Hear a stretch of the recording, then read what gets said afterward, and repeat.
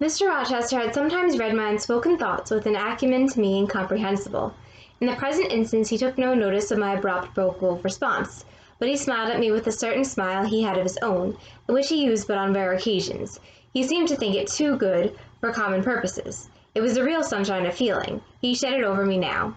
"Pass, Janet," said he, making room for me to cross the stile. "Go up home, and stay your weary little wandering feet at a friend's threshold." All I had now to do was to obey him in silence. No need for me to colloquize further. I got over the stile without a word, and meant to leave him calmly.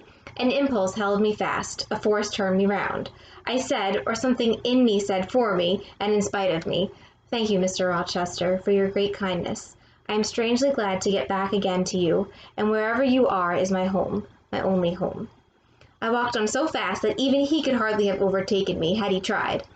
Little Adele was half wild with delight when she saw me.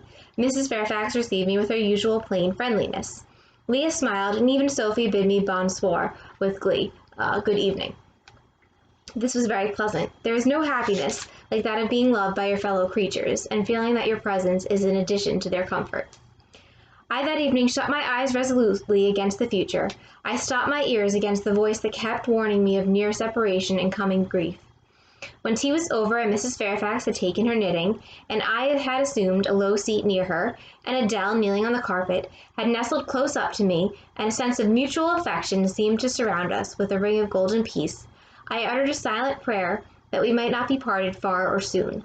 But when, as we thus sat, Mr. Rochester entered, unannounced, and looking at us, seemed to take pleasure in the spectacle of a group so amicable, when he said he supposed the old lady was all right now that she had got her adopted daughter back again, and added that he saw Adele was ready to devour her little English mamma, I half ventured to hope that he would, even after his marriage, keep us together somewhere under the shelter of his protection, and not quite exiled from the sunshine of his presence. So Jane is really happy to be home. She's happy to see Mr. Rochester, but she's also received very warmly by everyone at Thornfield. Leah, Mrs. Fairfax, Adele, and while Adele and Jane and Mrs. Fairfax are sitting together, Mr. Rochester comments that it's like Mrs. Fairfax has her adopted daughter back, and Adele has her, adopted mother back as well. And it's just a very pleasant sort of grouping. And Jane hopes that even if she can't be with Mr. Rochester once he marries Blanche, that at least her and Mrs. Fairfax and Adele could all stay together somewhere, maybe in some other place that Mr. Rochester has. A fortnight of dubious calm succeeded my return to Thornfield Hall. Nothing was said of the master's marriage, and I saw no preparation going on for such an event. Almost every day I asked Mrs. Fairfax if she had yet heard anything decided. Her answer was always in the negative. Once she said she had actually put the question to Mr. Rochester as to when he was going to bring his bride home, but he had answered her only by a joke and one of his queer looks, and she could not tell what to make of him. So nothing happens for 2 weeks. There's a doubtful, dubious calm.